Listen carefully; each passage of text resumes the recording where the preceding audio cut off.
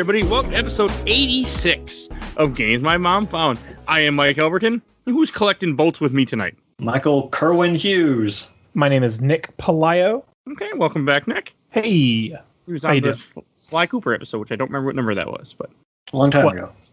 It feels like a long time ago.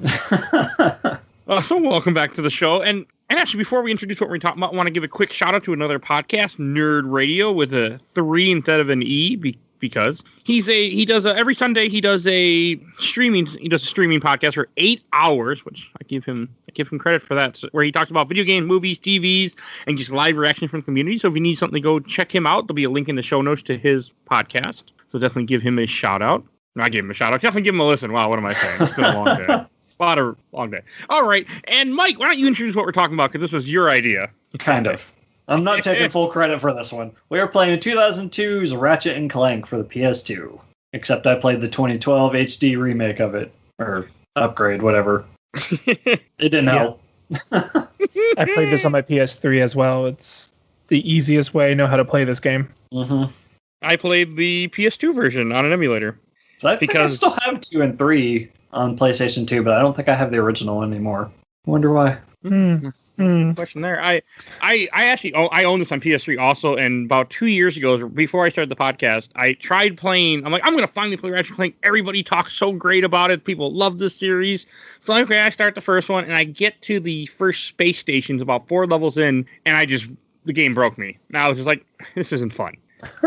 And I never picked it up again. And I was like, okay, well, maybe it was just me or something. And then because Mike had originally actually wanted to play Going Commando, and I guess I forced him into saying, let's do the first one first. And I had forgotten that happened until we did this. He's like, it wasn't really my pick. I'm like, oh. And then I'm about halfway through the game, and I'm like, why did I not just suggest playing the PS4 remake? Because you would have pushed it. I would have said, yeah, sure, okay. Oh, yeah. Like, they didn't change that much of the story. Nick and I were talking off camera that we both started it immediately after finishing this one. It's not terribly different as far as story goes. Yeah, there's some slight tonal differences. Like I feel like the first game feels a little scarier and a little bit more grounded, and the remake feels more hopeful and energetic. But as I was playing through this one, I just still like the story. I still like all the characters. Everything's still really cheesy fun. Definitely. That's one way to put it.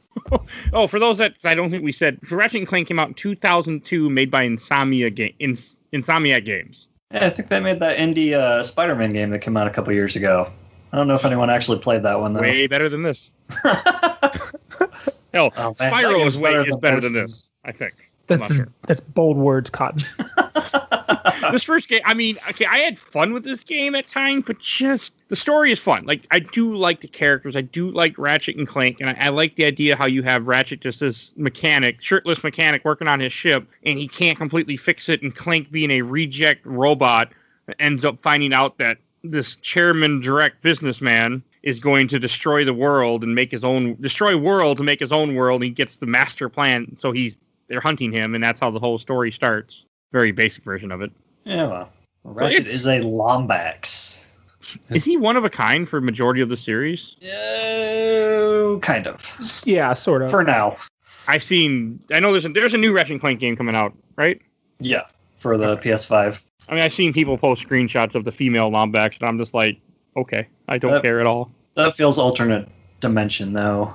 There are other Lombaxes in the PS3 games. Yeah, the future games introduce a new, like a commander character who's supposed to be a Lombax or not. Okay. We'll get there.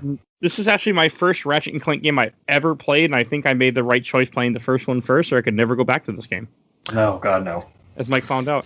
Because I want to say throughout all the time that we were getting ready to we were playing through this game for the show, all you kept talking about is, man, 2 is so much better. Man, 2 is so much better. That's all I heard. I'm going to try and not do that during this episode, because there's a lot of comparisons to be made. I will just get this out of the way. This is the hardest game to come back to after 18 years of development in video game systems. This game has very little reward for you to ever play it again. What reward? It's just there's nothing there. You play it once, and that's kind of it. You got everything. Well, it's just 2002 in general, I think. I mean, yes, 18 years, but also like that was a different gaming was at that time, like the PS2 era, GameCube era, where you were making games were still more challenging than they need to be. Like you didn't like this game doesn't have any difficulty selection. Like it would be so nice if you just had an easy mode to go to where the game's just a little bit easier. Because like, and also it follows one of my favorite in quotation traits that any game can do, where some boss fights in general just take way too damn long. I don't need to hit the boss 100 times with my cannon just because like I don't need to do that. Like it's okay to hit him 20 times and end the fight. It doesn't need to be 100. But that was that time. Oh, it's very much a creature of its time. 2002 sucks. You know, other game came out 2002. We talking about next week. Bounty Hunter came out in 2002. Oh dear God. So I don't want to go too far with that, but So this game, I mean, it was interesting to me. I had to kind of play this game differently than I would normally because this is a 3D action platformer with a very high concentration on weapons and guns. And I don't like, I have an issue in games where I don't like to use any consumable source unless I'm getting lots of it back. And I tried to play the majority of the beginning of the game using just the wrench as a melee weapon, and that doesn't work for too long. No, that's a bad idea. Yeah, it's even a worse idea in the sequels, like I told you before. It's fine in this one because in all future games, your weapons gain experience and level up and whatnot, and it's just not a part of this one. So you can get away with it here, but don't do that. Don't do that in the sequels. I won't in the second one. There was no... It's just how I mean, it didn't last long. The game forced me to change.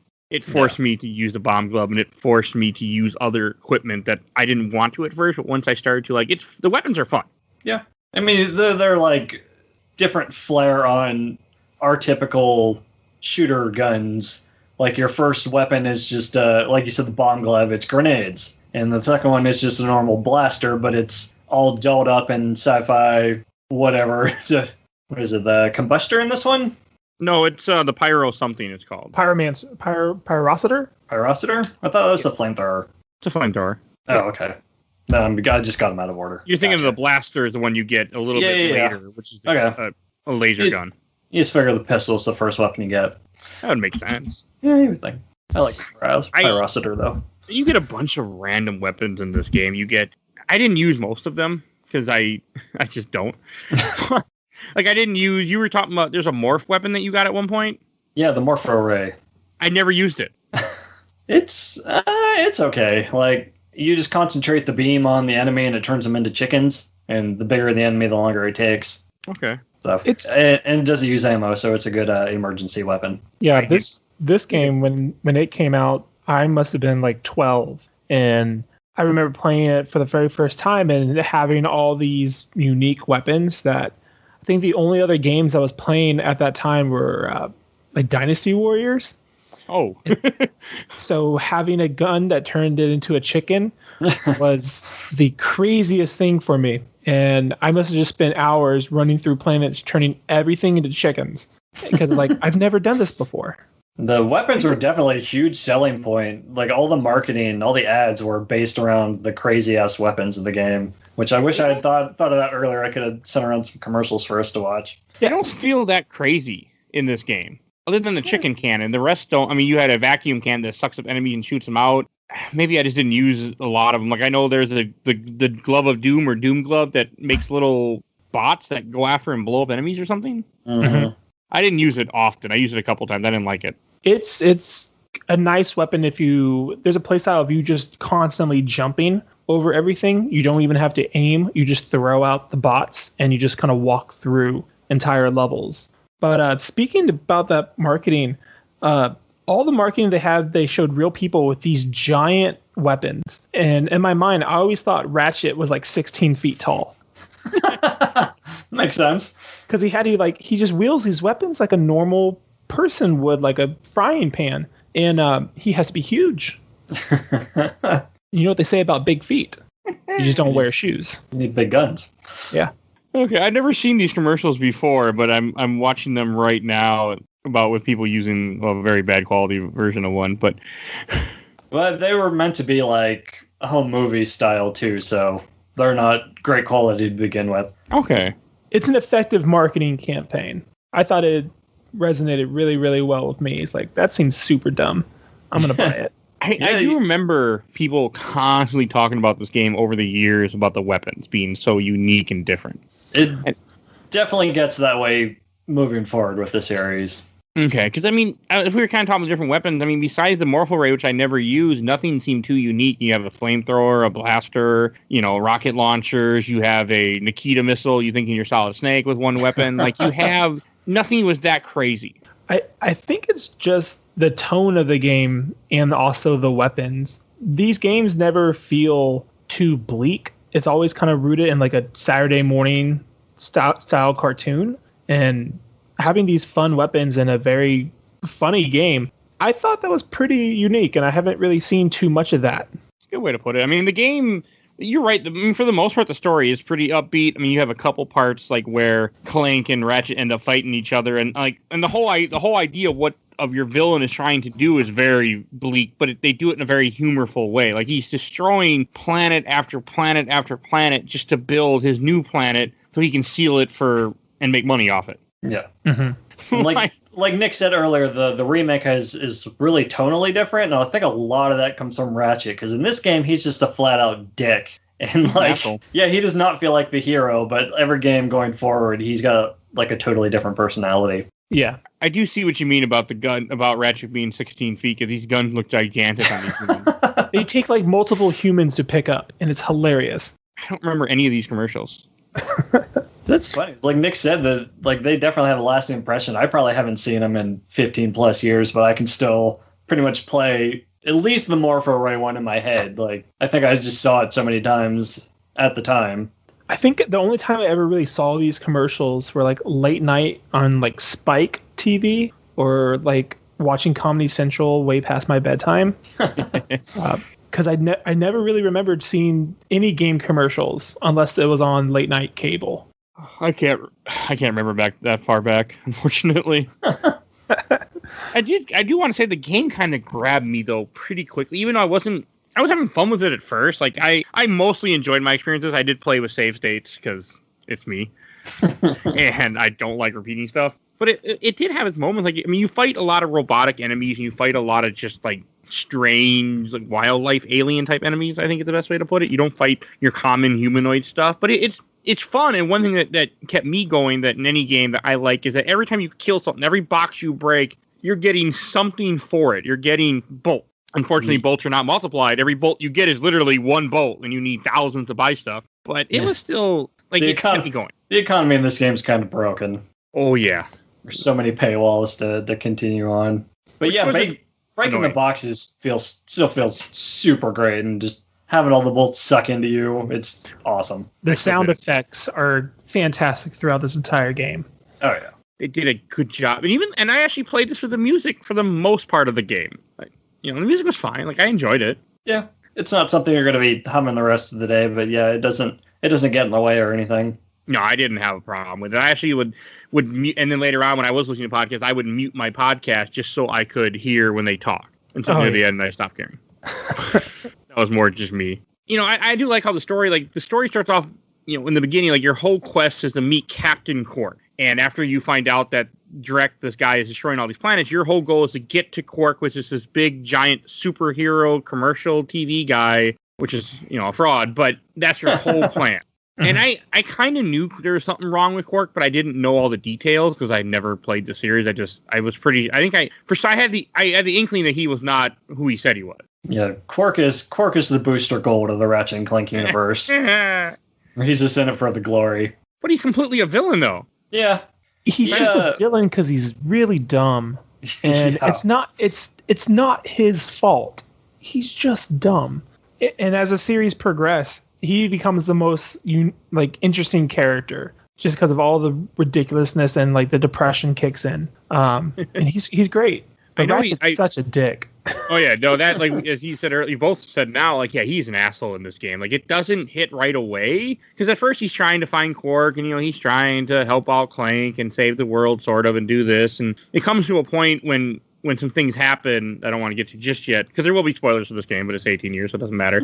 And Ratchet's whole mentality goes from I want to help out to fuck, I just want to kill this bastard. Mm-hmm. And that's all that he cares about. And he's not a very likable protagonist then for a while. Yeah, all of his motivations in like the first 3/4 of the game are just for his own selfish desires. Like everything's to do what he wants. He wants the hoverboard. He wants to be in the races, and it's all about him. Those fucking races. I thought the Sly Cooper races were bad. Woo! He took this whole nother level. Oh boy. I hated I had to do the race bit by bit where I saved state to do it perfectly to beat it because I just could not beat those races. Not fun. I tried the first one 3 times, and I never saw the first place person. Then I looked up the walkthrough, and it's not mandatory, so I just skipped it. Second one, no such luck. Okay, I beat them. I beat both. But that was just because I thought I had. You did something I didn't do. Oh. I still try to complete as much of this game as I could. And I think I started playing this game about a month ago. I'm terrible at playing games. And I got to the hoverboard, put it down for about a week, and then got back into it. It's like, I'm never doing that again. It's rough. It's not fun. I know it's a very much of the time, like the PS2 era was a lot of that. Like, how can we throw in little mini games? How can we throw in this to make our game different? And the technology was there to do so much more. And that's kind of how this game felt. Where it feels like at times you have a lot of padding with stuff that you didn't need, but because of the time that the year it came out, you're going to throw stuff in there just to make. Because I remember there being when people review games, the game wasn't a certain amount of length. People would cut it down and say it was too short, so it wasn't worth buying. Yeah. I don't agree with that anymore because I'm an adult now. But time is precious. There are so many speed runs of all the Ratchet and Clank games, and you realize how much padding there is. I think I saw a speed run of this game this week, and it's like 42 minutes long. Damn. That's wild. And they just skip worlds. And it's incredible. Oh, yeah, because there's so many worlds you go to, and each world is very unique. I want to say you go to a couple that are war-torn, that are like show the battle that's going on with Drek and his robotic forces. You go to a random outpost. Your whole point is just to find a crashed, the crashed hoverboard guy to get his board. Like, there's lots of little things in this game that it's very unique. I mean, it's padding, but like I can see it would have been fun in 2002, 2003. Yeah. At least they're not open world. Like every planet has 2 or 3 set paths that you follow to get to something. Yeah. So you're rewarded no matter where you go. Yeah, it is that Saturday morning type of thing. Like every episode has like a new thing, and it has like a pretty good template for like keeping a child or a young person constantly rewarded and like feeding them. And it works. I still like this game. And the map system is good too. Like the map, every time you go to a new planet, there's a map you can look at. It will show you where the stars are, where you have to go. And as you progress through the map, it will color out the spot, color in the spots that you've been in to show you where you've been. Oh, that's so good. I don't see that nowadays. Nice. And that was really cool when you were trying to like hunt down golden bolts. Yeah, okay.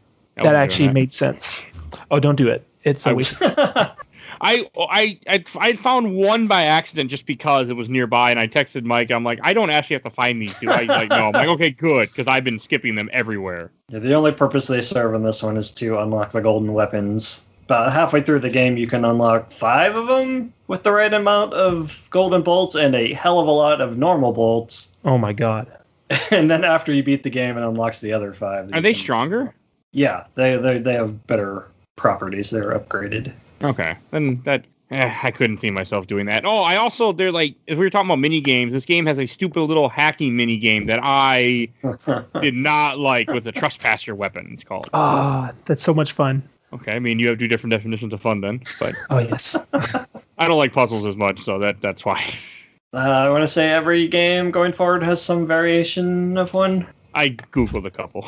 I would find YouTube videos and watch it just so the guy got whatever the solution was, pause it, and then recreate the solution and be done. Like I tried first, and then after like 5 minutes, I'm like, I don't understand this. Yeah, I mean that's fine. It doesn't take away from the game that you don't.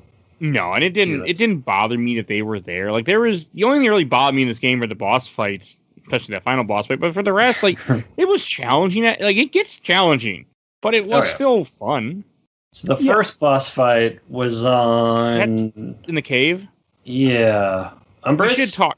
Oh, stuck. What? We should talk about if it's the cave. We should talk about how you get in the cave. Yeah. Okay. So as we were saying, the whole first part of this game is you're trying to get to Captain Quark because you want to tell Quark what Drek is doing, and you want Captain Quark to help you. So Captain Quark, if I remember correct, gives you some bullshit excuse like, "Oh, I'll come to my training ground after you complete my training ground. We can fight together," or some bullshit like that, I think. Yeah, because earlier you see Drek talking to a shadow, telling him to hunt down these do-gooders that are going to be in his way.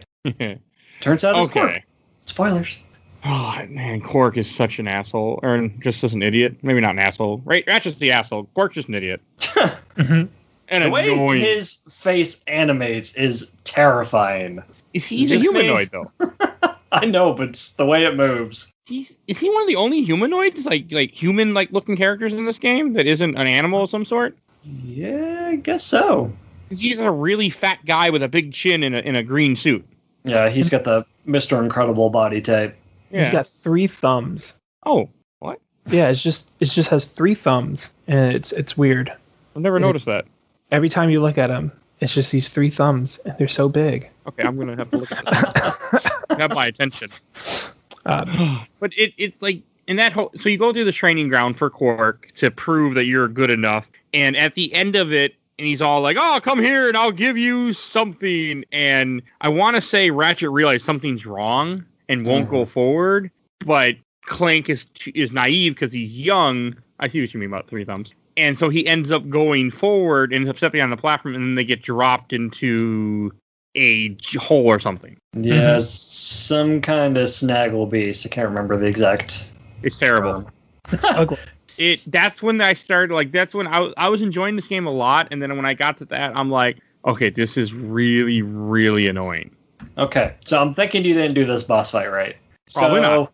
The arena is composed of several platforms linked together by these bridges. You have to shoot him to the point where he starts chasing after you and get him to walk on the bridge, and it collapses into the lava. You did that? Yes. Oh, okay. It just took too many hits to get him to that point, in my opinion. Yeah, I suppose so. I mean, when I go through a full clip of all the ammo I can hold for a weapon, and I take out 1 bar of your health, I'm not happy. Yeah, I'm annoyed. Especially when I'm playing the game on the only difficulty. If I'm playing the game on expert or nightmare, I'm going for that. Then I expect it. But I'm playing you only give me the one. This game has no difficulty selection, which apparently was a thing in 2002. I'm okay with that, but at the same time, you don't need to make it as hard as this game felt like it did at times. Yeah. It almost feels like the sequels are about the same difficulty, but you're constantly leveling up your health and you're leveling up your weapons, so things get progressively easier. But this game just didn't have that to balance out the difficulty. I don't like hard games, but I love Dark Souls 1 and 2 because, the same thing you were saying, Going Commando probably does, where even though I failed, I would earn something from my troubles. I could sit there and just farm experience points if I needed to. Yeah, and that's why I think this game's really hard to go back to. It's just, there is no sense of solid progression, leveling up your character besides getting more health. But even then, it's just, the weapons will... As soon as you get the weapon, that's all the weapon's ever going to be. And they're not. They're kind of cool, but I only use the same ones throughout most of the game. And then the Devastator you get way later, which is just a homing rocket launcher. I use that a lot, but it only holds 20 shots. Mm-hmm. And I know you can buy ammo and things, and you get ammo boxes throughout a level, but it just wasn't the same. Yeah. It didn't do it for me. I mean, the story was fun, though. I was enjoying the story, and I was laughing at the way the characters interacted, and the NPCs that you run into are all idiots. That was fun. There's a plumber's crack joke at one point, which is dumb, but it was kind of funny. And no, I was wrong. The first boss is a giant, lizard-looking thingy. Mm-hmm. Yeah. Not the snaggle beast. I'm watching the video as we talk. I forgot about that fight. That fight didn't seem so bad from what I remember, but it was very 2002 where you do a thing, then something happened, then you can hurt the boss again, do a thing, then you can, and that's how this whole game is at times. But the exploration of this game is fun. As we said, the levels aren't open world, but they are fun to explore. Yeah, they're super colorful. They're open in a sense where you know where you need to go. You never really get confused, and there's a pretty clear line of where you should be going. As a child, it was pretty good. As a 27-year-old child, it was really easy to go through this game. I didn't have a problem with that part. I had a problem with dying a lot, but partly that's because I suck at platformers. I'm not a fan normally. I stay away from these type of games. I enjoy them if they come out in PS4 and onward, where the game, it's easier. But back, stuff in this era is not my cup of tea. So yeah, I do have a question. I couldn't have been the only one. When you get the grind boots, all I could think of was Sonic Adventure 2 Battle. That's all I could think of. Okay, I guess your soap shoes. I have a thing for Sonic Adventure 2, so. Good or bad? I spent way too many hours trying to get Green Hill Zone, so. Oh, dear God. Yeah, for those that know what that means, yeah. Me and my girlfriend at the time tried to get S rank in every level in that game, and we were missing 3 S rank. Never did get those S ranks, but a lot. But that's all I can think of. It is fun. Like the grinding was fun. Are the Sonic games worth playing? Yes. Certain ones. Some of them. I've only played one Sonic game, and it was the RPG one. Oh wow! Brotherhood. Yeah, the DS. Mm-hmm. My condolences. It's BioWare, so it must be good. We'll talk. That game was actually almost on this show. It was supposed to be on this show a long time ago, but the DS ROM doesn't work, and I was having a terrible time trying to play it, so it did not stay on the show. I played it before and I hated it, so. So I shouldn't be worried. No, he'll never be on the show. You're not missing anything. I tried to like it. But I mean, also, like, one thing that this game does to kind of mix up what you're doing, because this game is constantly trying to mix things up, is they have parts where you go to places, 2 different places, where Ratchet can't go because Ratchet can't breathe in the world, so you have to switch to play as Clank for a little bit. Mm-hmm. And those are interesting. Like, you don't have the weapons, you can't jump as high, you can only punch things, but it was interesting. Like, I had fun with it. Yeah, you get the gadget bots. Yeah. I did like the gadget bot. I did like that little puzzle aspect of it where you have to get his little friends and have them follow him, and I did like that. I love it. It's like a Pikmin style where you just tell them to attack enemies and they just swarm around them. It's awesome. It's cool. And to double back what I was saying, like we were talking about when you have that part with Quark and Quark betrays you and drops you in that tunnel, you kill the Snagglepuss and you realize that Quark was just trying to kill you. Like he was working with the bad guy. And that's when Ratchet becomes a complete ass, and his whole thing, the rest for a good chunk of this game, is to get revenge on Quark. Mm-hmm. And Clank's like, we gotta stop Drek, and Ratchet's like, all I care about is getting my revenge on Quark, technically killing him. And it makes the character much more unlikable for a long time, I felt. I didn't like his attitude and how he was just so much of an asshole to Clank, but again, it's like a teenager type, angsty type character, I felt like, and he's growing, because he does grow eventually. Eventually. It takes a while. It takes a couple games. I'm just talking about this game. It takes a while. He's definitely way more likable going forward. I liked him near the end. Like as the game progresses and the story progresses, and you keep, and you eventually take out Quark, and you become more concerned about what's happening. Like I liked it better. I'm talk about taking out Quark. That's the second boss fight, right? Third, because we skipped the bot because we have the ant. But I can't remember. Do you fight Quark? Is that the Quark fights you're talking about, like the spaceship, right? Yeah, it's one of the flying levels. Those were interesting. They have a bunch in this game where you have to fly around and you're in a ship, and it was kind of fun. Like one I barely beat. No, like one of the candles I barely beat, and they were kind of fun. I liked them. It was a nice different, instead of just doing the same platforming all the time. Yeah, they're not difficult either, so it's a nice break up the. And they give you a ton of health, and they give you a ton of rockets just from killing the regular little bad guys that fly around. Mm-hmm. Oh, but the turret sections, because this is 2002, so we have to have turret. Some of those are really, really annoying. Oh, the one with the really, really long ship, and you have to. Oh my god, that I died so many times on that. I didn't even know what I was doing wrong. Okay, I just felt my health was disappearing. It wasn't just me then. Okay. Good. No, during that one, I remembered a very unfortunate part of a Spooktober game we have coming up, and I just instantly dreaded having to replay that. We'll talk about that when we get there. Good space. Mm-hmm. I forgot. Yeah, I know what you're talking about. It's not so bad unless you're going for the 1,000 point. You're playing on the harder difficulty. Then it's terrible. I have like 1 or 2 achievements left on that game, and that is one of them. Yeah, you'll never get that. Probably not. So another thing with Ratchet and Clank that I felt was very nice, to kind of fit, like we were saying earlier, where it just kind of keeps feeding you. You constantly are getting new equipment, new items of some sort all the time, so it always feels like the game is changing a little bit, even if it is something like the Hydro Slicer, which is the whole point of it, is just to open up different areas of a planet. It still was fun that it did. They're just tiny puzzles in the platforming. I was okay with it most of the time. Yeah, except for the times where they trick you up, where they give you a Hydro Displacer point and you're not supposed to use it yet. Mm-hmm. So I'd use it and then go down, like, okay, well, I was supposed to do that, so you gotta go back up and drain the water. question for you guys. What do skill points do in this game? Every so often I said, so you got a skill point, but I had no idea what to do with it. Nothing. I think they do concept art. Oh, maybe. Or you have to go to the main menu to access them. Yeah, you don't like unlock skills like you would think like a Diablo skill point. Yeah, but they're like very specific. Like you have to shoot down 3 ships with like a particular weapon. And normally these ships aren't even enemies; they're just drop-off enemies. You can destroy those, and that's like a skill point. They're very obtuse, and they don't tell you any of them. Yeah, they're just in-game challenges. And then the HD version, they made each of them a trophy. Mm-hmm.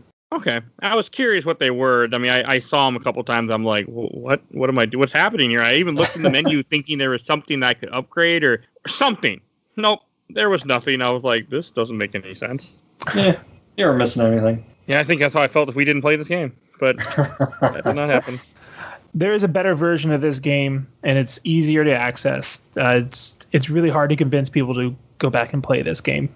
I mean, I'm glad I did in the aspect of I feel like if I would have played more of the series like we're going to on this show, I could not go back to this game. But you still would have wanted to. Like, having played so many, like, well, I should probably see where it started, and then... The completionist in me, yeah. It would have been so much harder. So, yeah, we definitely ended up doing it the right way, but man. I do like that as you progress through the game, you do have a little shopkeeper guy that pops up in every planet right by your ship where you can buy ammo, which I didn't buy ammo because, I got to save my bullets in my head.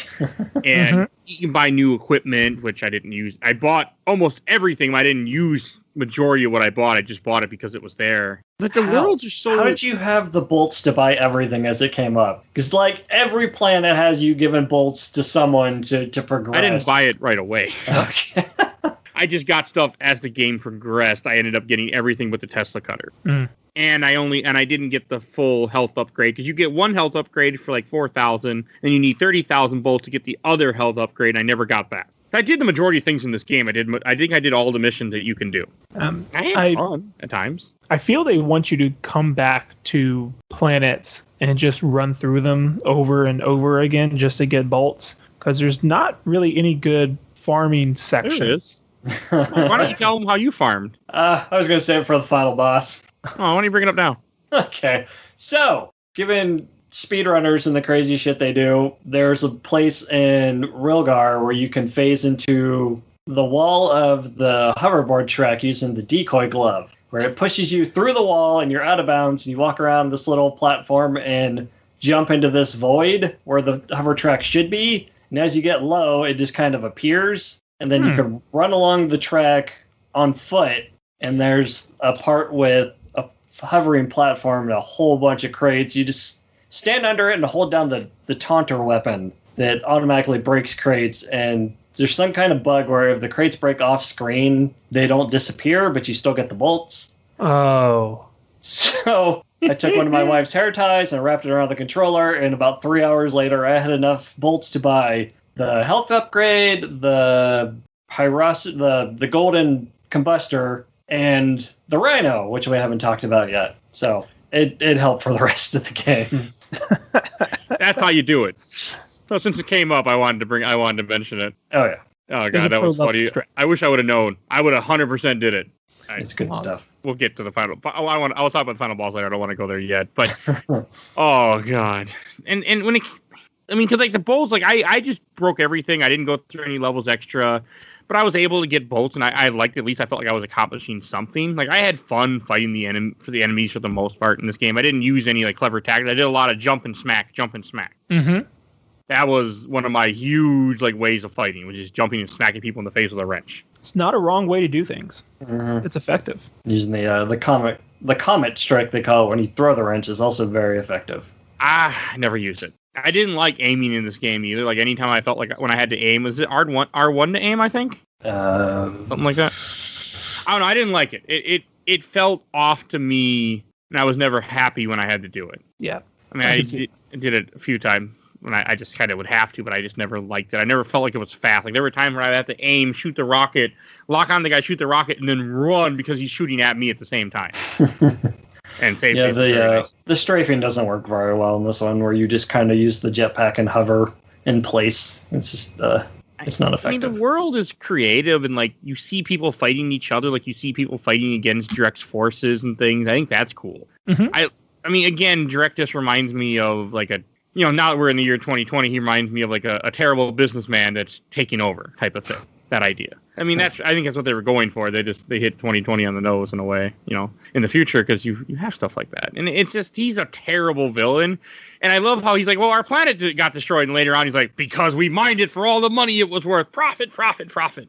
And he makes it, he does fit like that Saturday morning cartoon character too, though, in a way, of someone who's just like, greed is terrible. So this guy is bad because he's greedy. Yeah, that's a good way to put it. But it was entertaining. Like, I was always interested to see where the story was going to go next. I was always ready for the next thing. And I did explore most of these worlds, which is not, I don't do a lot of exploring in games. Usually I try just to get through it. But I like breaking up more crates because I wanted more bolts, because I never got to a point in this game where I couldn't buy the next thing to progress through the game. I never got to a point where like, okay, I have to go get more bolts to pay this guy. Because a lot of the levels, at the end of the level, you need an info bot, which is essentially just saying this is the next place to go, or you need something to do it. And if you don't have like the 4,000 or 2,000 bolts, you're not progressing with the game. So when I first saw the Rhino, that also kind of confused me, because you're in one of the early game planets, and you come up to this random guy. He's like, "Hey, I'll sell you this weapon. It's 150,000 bolts, right?" Yeah. I'm like, how the hell are you supposed to get that? Because at this point, the most a gun costs is like 10,000 bolts. And it wasn't until Mike's like, you're supposed to play the game multiple times before you buy that. Yeah, because once you beat the game, you unlock challenge mode, and as you kill enemies without getting hit, you build up a multiplier for bolts. Oh. So, yeah, it makes it a lot easier. That makes sense. That's probably what they expect you to do then, is just... Right. I was never playing this game again. Like, this game already got deleted off as soon as I finished it. Cause, yeah, I was just done. But the Rhino was super cool, because I never played a lot of games, and still don't play a lot of games that have a really good sense of humor to them. And having the best weapon in the game be just a pun and just be a complete joke, it's always kind of stuck into me, because every time I would go into a new game, it's like, oh, what's the Rhino of this game? That's an interesting way to put it. And it always like, I guess now like the energy sword in Halo is like kind of like the most iconic weapon, or other games have the weapons that like represent that game, and the Rhino's always been the Ratchet and Clank series weapon, to me at least. Yeah, I think to a lot of people. Yeah, like Nick said, there's a new one in every game going forward. I'm definitely excited to try more because of this game. Because like as we were saying, the enemies are also creative. There's a slime you fight periodically that as you hit it, it breaks into other slime, and they get smaller and they get smaller. Like, they're annoying. Meeboids.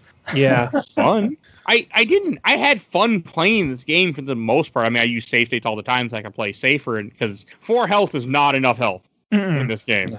No, you can get comboed too. I got comboed a few times. Not often, but it could happen. You just get stuck. Yeah. I mean, it does give you health upgrades throughout the level, but as the game progresses farther, I feel like they were not as nice about it. And I didn't experience this because I was cheating, but Mike was telling me that the checkpoints are not close, not near each other. Oh, no. God, no. Okay, so the last level is this freaking gauntlet of stupid enemies and tricky platforming. There's this part of the Hydro Displacer. Like, okay, I died shortly after this part, and it took me back here, so that's where the checkpoint is. I made several minutes of progresses, like half a dozen firefights later, and died. And it took me right back to that same spot, and I was like, I had to put it down. Like, I'm just going to come back to this later. This is, it was upsetting. And I don't even remember like getting to a checkpoint and having it register as a checkpoint. I don't know if there's a visual on-screen thing. I think so. So there was times where I was playing the game and I thought I was making really good progress, and then fell off a ledge, and it's like, oh, okay, well, okay, I shouldn't be that far back, and then I'm like all the way back at the beginning of the world, like, this is a very old game. Yeah, I think there might have been a checkpoint thing. I feel like there was something I saw throughout the game that I was like, oh, what's this for? But I can't, like, I'm drawing a blank right now when I'm thinking about it. Yeah. I thought there was something that caught my attention. It might have just been an autosave thing. Yeah. I know it's not like Sly Cooper where you had the little lamps that you light up with his face, which are much cooler. This game just made me want to play Sly Cooper again instead. This game makes me want to play Ratchet and Clank 2. Yes. Immediately. Which I think is what you started to do, right, Mike? After this. Yeah, I really, really wanted to, and I didn't. I ended up playing the remake instead. I don't blame you. Because we're a long ways off from that one, so like whatever, I can play this. Yes, we are. And the Ratchet and Clank sequels just get better and better. They just put so much new stuff and innovation in each one of those games that going back in the beginning and playing the first game, it's like, wow, this is more of a proof of concept than an actual worthwhile game. Yeah, it's definitely I think it's comparable to the original Street Fighter, where like is like you said, it's a proof of concept, and then the sequel is where it just explodes with all these different ideas, and it defines what the series is moving forward. Mm-hmm. You know, and one thing about this game is it has a lot of traps. Like there were a lot of action puzzles, let's say, where you have to figure out how you're going to take out this turret or take out this enemy. And as I'm watching a playthrough of it now, like there's completely different ways to do it. Like probably all three of us even did it differently as we played through. I did everything with a wrench for as long as I could because I don't play games right sometimes. As we find out, the more and more I do the show. And that like I was accidentally making this game harder for myself than I meant to. Because I just didn't. I was trying. Like I like to save weapons. Like I like to save them for certain enemies. And we got to a point in this game near the end where I had no choice but to use a Devastator and use better equipment because you can't get near a guy. You'll never get near him. Yeah. The bomb glove's pretty good. It's a clutch weapon. That's really easy to use.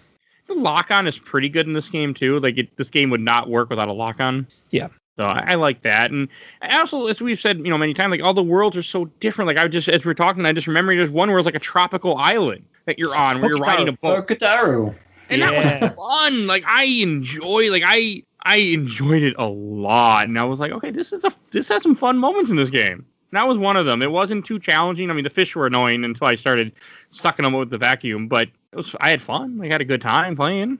I had a bug that happened on that where you're escorting the guy to the end of to his fighter jet, and I got all the way there, and I'm fighting the enemies, and I turn around, and I'm like, okay, where did he go? And he was just gone. So I had to kill myself and reload. But at least when you die in this game, you do keep all your bolts and ammo that you cover, but you also keep all the ammo you lost. So I know as a handicap, the crates won't be there. I gave you ammo, so now you have less ammo to do the part you just did. Yeah, that's something else they fix in the future ones. That I didn't experience that, of course, because I was cheating. But as I was talking with other people or listening to people talk about the game, that's what came up a lot. Yeah, you have to reload the world, and then everything refreshes. Okay, still not good. No, but I mean, at least with the bolts, you get a sense of progress all the time. Like you're accomplishing something. I mean, it sounds like they fix it way more in the later games, but that was still nice. And I'm trying to think what was it that makes Ratchet finally want to be okay with stopping Drex? Do you remember? It's basically when he finds out that he's going to destroy a planet to make room for their planet in the orbit. And then it kind of amplified when he finds out that it's Veldin, his home planet, that Drek wants to destroy. Okay, so he's really a selfish character. Okay. Yeah. I mean, that's the whole idea. What this guy wants to do is they had a planet, but they raided the planet for supplies and natural resources. Now the planet's destroyed. So now they're going to take a part of each of these other planets to make their own new planet to then raid for supplies. And I want to be like, you're killing billions of life forms. Mm-hmm. And there's no and the police force that's sent out is a guy with a wrench. Well, Quark is supposed to, I guess the Galactic Ranger's not really a thing in this one, but Quark is supposed to be part of this team of superheroes that's meant to battle this kind of stuff. Quark, because Quark is why is Quark working with Drex again? Money? Okay, yeah. Wasn't it? Yeah, because he's going to be the spokesperson of the new planet. Yeah. Wow. Okay, that's what like I said, Quark is an idiot. But I know that Quark's, like, as you guys were saying earlier, too, plays a big part in the series going forward. Uh-huh. I am interested to see where that goes as we play more of these games. Yeah, he seems like he has a storyline in every game from here on. That's cool. Even All for One that you recommended, right, Mike? I beat that game. But you didn't recommend it. No, I would not recommend that. I remember hearing of it, but I never played it. That's when we'd have to play multiplayer if we ever get to it. Yeah, it'll never happen, probably. So I'm just watching, like, as this guy is playing, like, one thing that this game has mines. I remember getting really irritated with the mines, and I'm watching how this guy is using the flamethrower to get rid of them, where I just hit him with the wrench. I used the Walloper. I do like it how... Oh, wow, yeah, I didn't use that. I don't even know the wall... Oh, the punching glove thing. Yeah, it's actually really useful. You have iframes with that weapon, too. Mm-hmm. I used it a lot later on when I didn't get it right away because I was saving them. I was saving my bolts for a while because I look at the guide and the guy's like, "Oh, you're gonna have to buy this." Okay, I wouldn't spend any bolts in that world until I'm like, okay, I got plenty of bolts. I can spend bolts.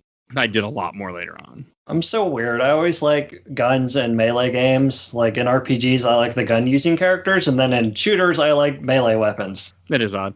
Just to be contrarian, I guess. Well, usually they kind of make those weapons stand out. True. That could be why. The Walloper is dumb fun. It's a glove, and you hit people with it. And you shoot forward. Mm-hmm. Yeah. It's great. Like, it's a good weapon. There is one part in this game that really annoyed me later on. Like, there's a part where you have to... You drain the water, or the water is constantly filling up or something, and you literally have just enough time to get through this part. But if you fuck up at any point in this long part, you better start the whole thing over. And I was like, oh, I stopped to hit a guy. Or, oh, I didn't make this jump perfectly. Well, you failed. And it took me multiple tries with save states to get it just right. I'm like, I don't like it when a game gives me very, like, almost no room for error. Mm-hmm. But it's maybe because, again, PS2 era, so.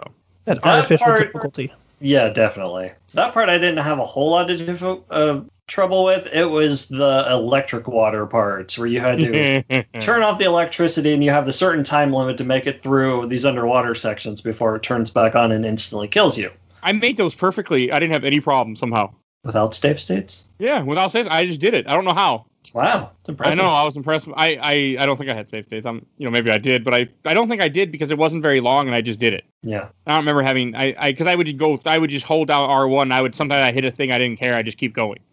I made it work. Good. So I don't know. I mean, I can see it being very annoying, but I didn't have too much of a problem with those. I had problem with especially the part with the rising water. That gave me tons of trouble. It's just stress. The entire level is stress. There's a lot of stress in this game. Like, it gets difficult near the end. Oh, man. Yeah, that last level is just brutal. Like, as I was saying before about the levels being created, there's a part you have to take out a fleet of ships, and you take out the fleet of ships by jumping from ship to ship and just kind of fucking it up, kind of. Just killing all the enemies going to the next ship. And that was fun. Like, I liked it. Yeah. And then the train level on Kerwin, the metropolis city, where you're riding the train and swing shotting around, and it's fun. I think that was all the rails where you're dodging things, or is that something else? I think that's something else. Okay, I remember one level where you're constantly riding rails and jumping from rail to rail, and trains are coming at you, and it was all for some optional item I found out at the end. I was like, oh, okay. That wasn't worth it, but I'll take it anyway.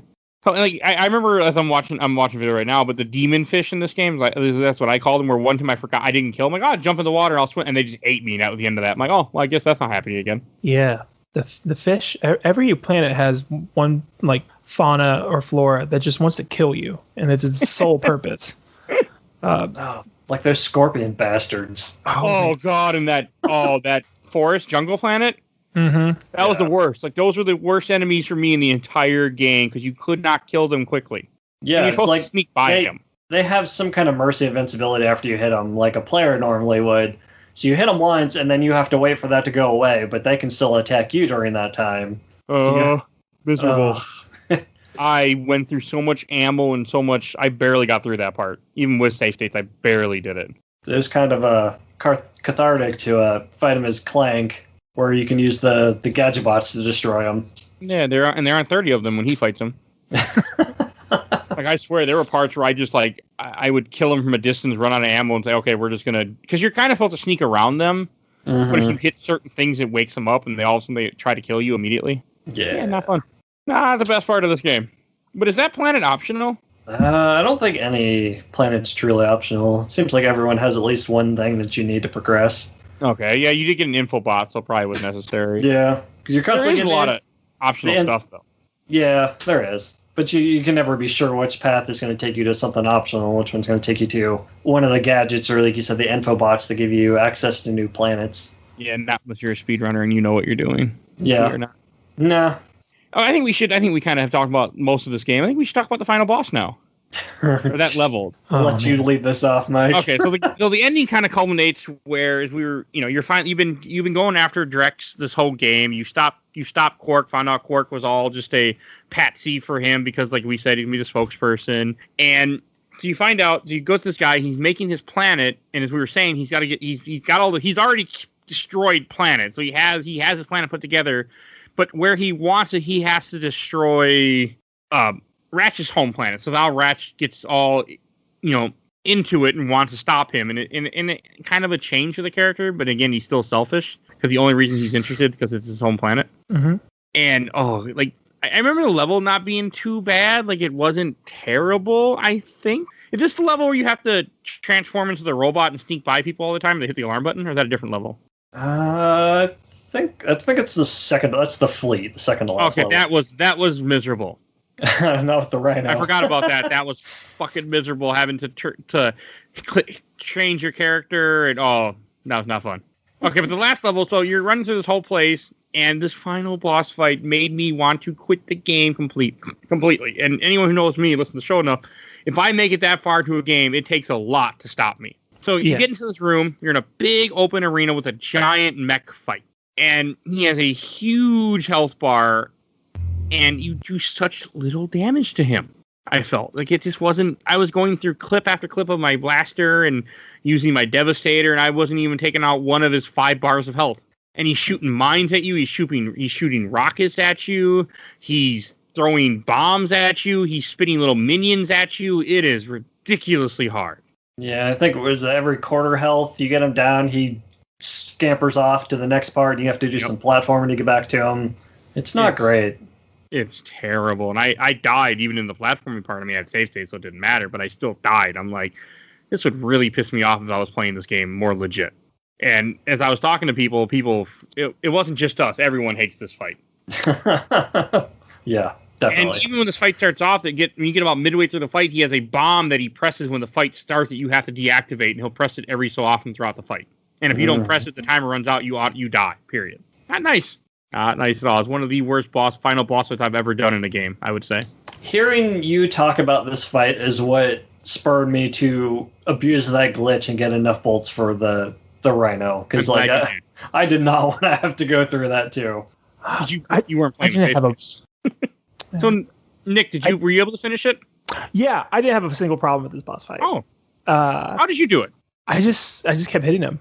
I used mostly the blaster, and whenever I would try to get close, and I didn't have the Rhino. I went back and I got the Rhino, but I just kept emptying all my weapons into him. It seemed pretty straightforward. But yeah, I had more problems getting to him than the actual boss fight. Getting to him is annoying too. Yeah. I think I was doing the fight wrong because I'm watching a speedrun of it, and the guy's like in his face constantly, just hitting him with the flamethrower. Where I was never in his face, I was trying to stay far away from him and shoot him from a distance, and that's probably not the right way to do this fight. Yeah, I know the flamethrower is good with him, but I never was able to get that close to him. I also didn't have all the health upgrades, so it was a lot of dodging and just hitting him from afar. I would try to run, but then I get overwhelmed by the minis that he shoots out. Mm-hmm. And I'm watching this guy play, and he's keeping them injured all the time and keeping the number low. And I would just get completely overwhelmed by them, and I would have to figure out how to escape from them. And there'd be 10 of them closing in on me, and there's nowhere to go. I think that's where the flamethrower comes in handy there. Yep. I used just the wrench as much as I could. Again, I didn't play this game correctly. I also didn't use the suck cannon like they're using right now to kill some of these ads. The little minis that he shoots out. I was using the Devastator, and I was using the Nikita rocket to hurt him a lot. That Nikita rocket is not something you should be using in this boss fight, by the way. No, you do not want to be standing still. It just right where you shoot it off, get the homing rocket to hit him, and then do it in a situation where you can hit him before you get hit, which is not easy to do. And it doesn't do that much damage because I just couldn't get near him. I couldn't hit him with the bomb glove. I couldn't hit him with the flamethrower. I could only hit him with the blaster, then the Nikita rockets, which are called V something, and the Devastator, and that was it.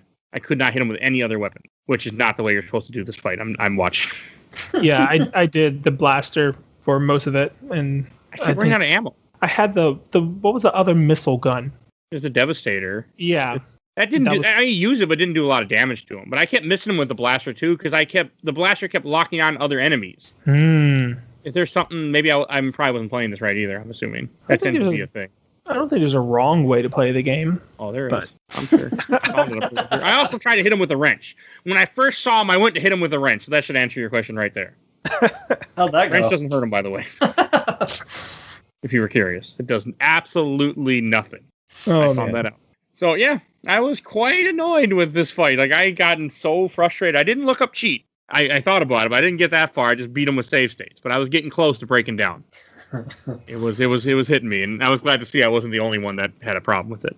No, I'm glad the future games fix a lot of the difficulty issues. Oh, yeah, for sure. Because this game is hard. I mean, this game's way harder than it should have been. It needs to be. But again, it's the era. Yeah. Like, the sequels are still difficult, but like we said, you're constantly gaining experience, so it lessens a little with each death. I'm definitely excited to play them. One thing that I forgot to mention that I really want to mention is there's a part in this game that you get Clank gets like an upgrade and he becomes a giant Clank. Mm-hmm. Becomes like a giant mech and you just go around and just break things and fight other mechs, and it was so cool. Like, it was a really fun moment in this game. Yeah, it's always cool to see a character that always small, more like smart and creative, and then once that person gains the destructive ability, it's like it's just fun. It was definitely one of my more fun parts in this game, and I really enjoyed it. Like I also did a part wrong. There's a part where I was sitting there sniping all these guys with the Devastator, and I found out you're supposed to just go through a room, become Big Clank, and just go crush them all. But most of them were already dead because I did that. I'm like, oh, okay. Thanks, game. But that wasn't the game's fault. That was my fault. Yeah, this game just has tons of little moments that make it really fun to play through, surrounded by all the bullshit. But like, if you just get into a room that has 20 or so boxes in, you don't even use your gun anymore. You just hit every single box with your wrench, and all the noises of the bolts fall into you. It's worth it, but there's tiny little things in this game that just make it super fun. Like, using the swing shot's always a blast. I love anything with a grappling hook, so I love swinging around with that thing. I wish there was more like side activities of pure platforming. Yeah, because you get the training course on Metropolis. So that's really the only non-combat related platforming you do. Yeah, because the series goes on and it is a major focus on just the weapons, and the platform always seemed like the third most important thing about this game, besides the characters and the weapons. Yeah, definitely. And now that we've done an episode on Sly and Ratchet, I kind of want to complete the trifecta with Jack and Daxter. What do you think about that, Mike? Well, hey, wait, hold on that one. We'll bring it on at some point. It will come, I'm sure, because we might as well. I know Ratchet and Clank really kind of became the Sony mascot, though, for a while in the PS2 era also.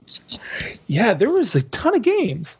Mm-hmm. And it's something that always kind of passed over me because I just, I didn't care. But I always remember that. I mean, especially I've been watching reviews and listening to people talk about it. Like, it was such a, it was something that they really pushed. And I think it probably was one of the most successful series on the PS2. Or Jack and Daxter was successful, but Jack and Daxter changes so much between 1, 2, and 3, where this kind of they just refined the series. Yeah, those other two series you mentioned, they topped out at 4 games each? And now yes, Ratchet and Clank is into 10 or 12 or something crazy. Damn. It's up there. Yeah, because Sly only made it to 4, and 4 was on PS3, then that was the end of Sly. Jack and Daxter had the 3 games, and it had Jack X Combat Racing. I think that's it. No, there's one other one. So 5. And that's all PS2, I think. There's a 5th Jack game? I think so. I'm pretty sure I'm right. Huh. I'll find out while we talk. So the upcoming Ratchet and Clank game is the 15th one, not counting mobile games. Ooh. Okay, there's Jack and Daxter, Jack 2, Jack 3, Jack's X Combat Racing, and in 2009, Jack and Daxter: The Lost Frontier. Plus, there's Daxter for PSP. Yeah. Daxter, and then also there was a Ratchet and Clank game for the PSP too, like Size Matters. Size Matters, and there's a couple of Agent them. Clank. Mm-hmm. Yeah. And there are direct download games, Quest for Booty and Into the Nexus. So yeah, it series got around for sure. I'm excited to play more. Oh, anything else we should say about Ratchet and Clank for the first one? I want to talk about the voice cast real quick. Sure, please do. So Ratchet is voiced by Mikey Kelly in this one, and all iterations forward, he's voiced by James Arnold Taylor, who both voiced Ninja Turtles in the CGI TMNT movie. Mikey Kelly is Michelangelo, and James Arnold Taylor is Leonardo. Huh. David Kaye voices Clank, who's most known for voicing Vision and pretty much everything that's not the MCU. Like, everything. Cartoons, games, everything. Wow. Let's see. Jim Ward is Captain Quark. He was... he's probably best known for Chet You Betcha and Doug Dimmadome in The Fairly Odd Parents. That's cool. Kevin Michael Richardson is Drek, who voices everyone everywhere. He's in everything. Mona Marshall is the voice of Helga, who's probably best known for Izzy in Digimon, and Mike, your favorite, Musashi and Brave Fencer Musashi. Oh, I do like Musashi. It's so good. And the last person I want to mention is Neil Flynn as the Gadgetron vendor, who is the janitor in Scrubs. Oh, really? Yep. Oh, wow. I like that character. He's also in an episode of Smallville, too, by the way. Oh, yeah, he's the dad of is it the Glass Girl? It's the girl that he cloned that died that was Lana Lang's best friend that tried to kill Lana Lang. Okay, I'm thinking of someone else then. Yeah. I'm not sure who the Glass Girl is. The Ratchet games always stuck with me just because they are so funny, and the humor kind of evolves with the series and gets a little bit more perverse as it goes on, but still maintains this somewhat child-friendly attitude. Like, if you know, you know. Mm-hmm. But otherwise, they're just funny, quirky games. And I don't think the first one didn't have any like sexual innuendo, did it? The only thing that really comes to mind is if you keep doing side flips in front of the hoverboard girl, her boobs keep getting bigger for some reason. I did not know that. Okay, because I read that online. That wasn't through personal experience. Because I know like going commando and up your arsenal are both sexual innuendo terms. Yeah. But Quest for booty, tools of destruction, crack in time, size matters. So. I didn't know the tools of destruction didn't occur to me until just now. Full frontal assault. Yeah. Okay. Yeah. That's a lot of them. They know what they're doing. Yeah. In Europe, they had to change the names too. Mm-hmm. That's funny. I mean, they're fun. This again, the stuff in this game was very comedic, and I mean that's one thing I did usually would pause it to hear what they had to say, not because I cared about the story, because I didn't care that much, but I just enjoyed it. It was fun to listen to, and I was enjoying the game. I like the Quark commercial for Big L's. Oh, that was where every time he starts to talk, Quark just cuts him off or gets in front of him. I like the ending where Quark isn't calling himself Quark anymore. Like, and if something about, and he's trying to, he's just selling like a commercial or something. Yeah, the toaster with all the utensils sticking out of it. Yeah, because he's completely downgraded who he was now because he teamed up with a mass murderer. Mm-hmm. So I did like that. I like how he gets a fitting end in this game. And the ending of this game is kind of fun too, where Ratchet, I think Clank is about to leave, and Ratchet's like, "Oh, come on with me," or something of that nature. Yeah. And they make up finally. Yeah. Clank pulls his arm out of the socket or something. Ratchet's like, "Oh, you'll be fine." Then he starts to walk off. Clank goes off the other way. He's like, "Hey, where are you going? The garage is this way." It's like, "Oh, they're friends after all." After they argued for the entire game. So much at this game. It's annoying.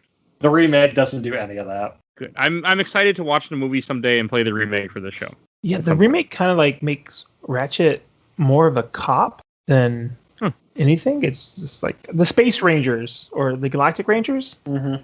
They exist in the remake, and it's just as part of the tonal shift is Ratchet in the first game is kind of like a nobody, and he's just doing this all by himself, and then in the remake he has some sort of fame or some sort of credits. It's just a different feel to the game, but both of them are pretty okay. Someday I'll play it. I keep telling myself that. We'll get there. I'm sure we will. We're getting close. We got 13 games to get through first. Yeah, we don't need to play all 13. We don't play things in order on this show. Look at our Resident Evil stuff. That wasn't in order. Or Super Mario World. All right. Any last things to say, or should we go on to questions, comments, or memories? I think we're good. I'm good. Oh.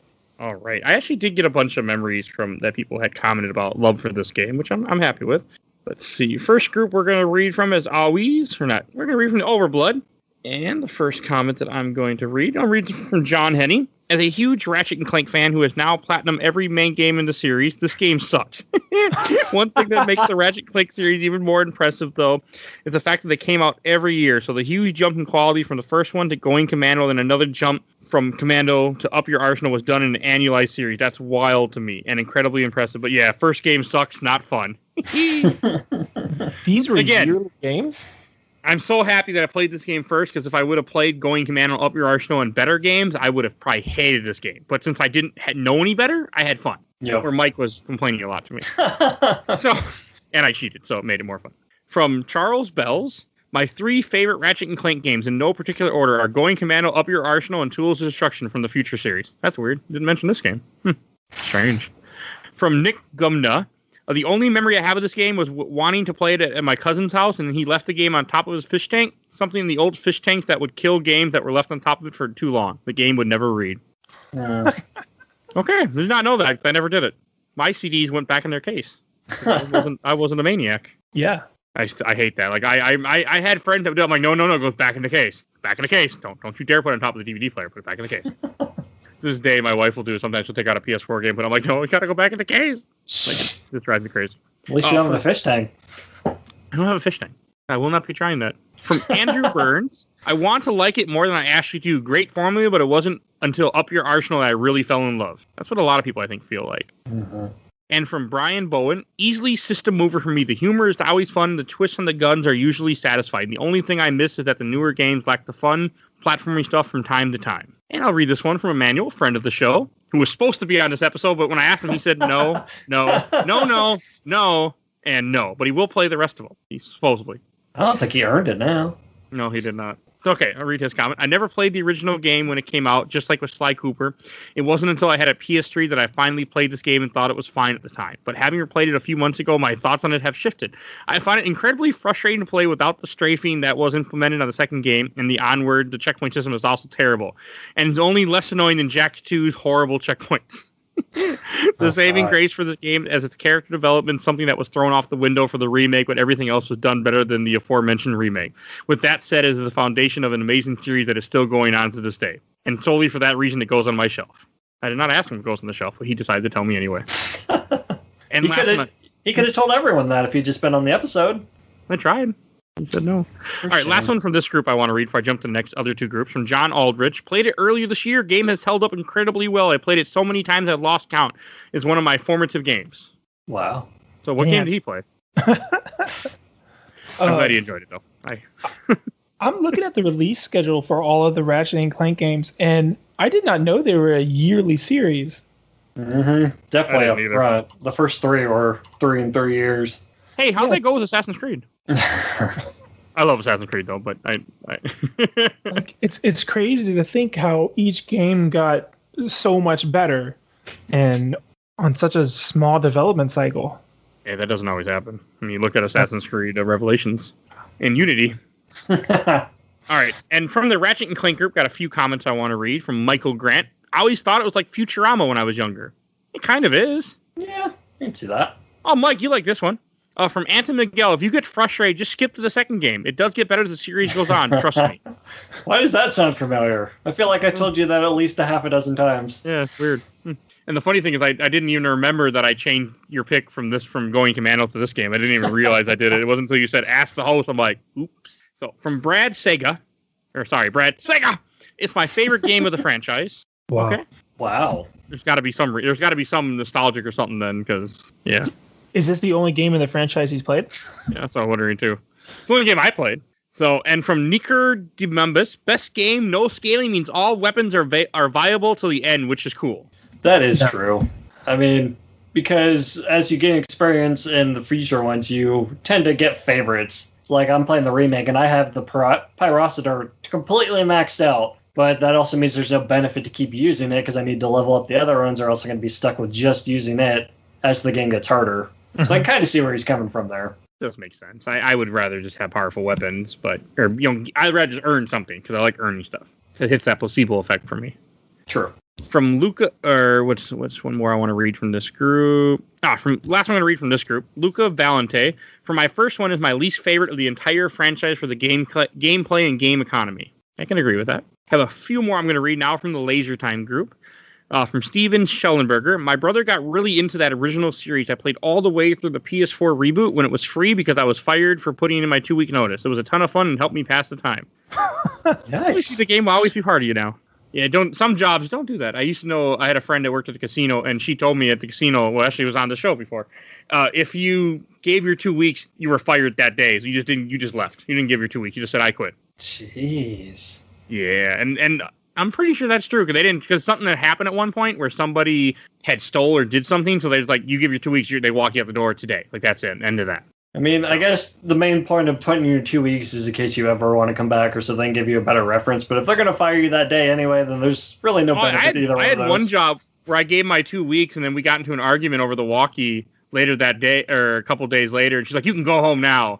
And I'm like, "Okay, I'll go home and go watch the Super Bowl that day." And I'll never forget that. I should have it was really stupid. I should have just came back. But it was terrible experience, terrible time. But I always remember that, so I was always careful after that. Man, I wish... I had so much trouble with that 2 week system. People would give me their 2 weeks, and then for 2 weeks just be completely shitty at their job. And it's like, so you just want me to fire you? Yeah, that's kind of once you give your notice, you kind of check out. Mm-hmm. Yeah. All right, I'm going to read a couple more questions. This one from Robert Beach. Soundtrack is incredible. Gemlop Bass and Orxon are fantastic tracks. To continue the branch pathways they enacted in the Spyro series. 2 paths, 2 different rewards there, and established the Paul Verhoeven SK parody the series mostly was going on. I need to play it again. Play the HD version. Probably should. From Connor Waite, the extent of me playing this on PS2 was on the demo disc that came with the system. I owned 2 and 3, though. Never really touched the first one until the HD collection and again on the PS4 game. You don't need to touch the first one. And last thing I want to read is back from the Overblood group. It's going to be the last one that Mike had mentioned we should read last. From Trent Foreman. It's a good 8.5 out of 10 that isn't nearly as rough or poorly aged as people here like to say it is. Or like we're going to say.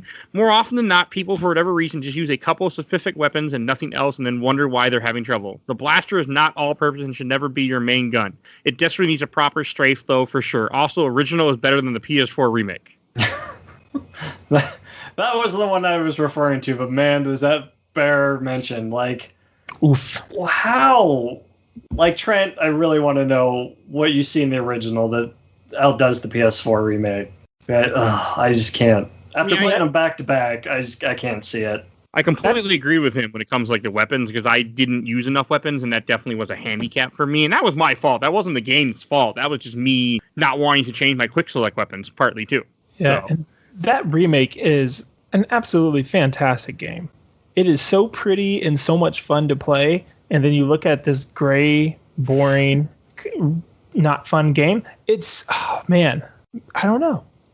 This game is fun. A lot of nostalgic. Yeah. I mean, if it's this is a game that you play when you're younger that means a lot to you, and it can, especially if we were playing this in the era, it probably would have been a lot. It was probably a lot more fun. 2002, where we don't have certain expectations that we have with the game now, and we're also all adults, and we have the expectation. Okay, I killed an enemy, I should have a checkpoint. Yeah, but don't worry. 2003 brought you Going Commando, so. Which I will be playing coming up eventually, for sure. Oh yeah. Like, the remake's not even in my top 3 Ratchet and Clank games, but I still would play it any day of the week over this one. What are your top 3?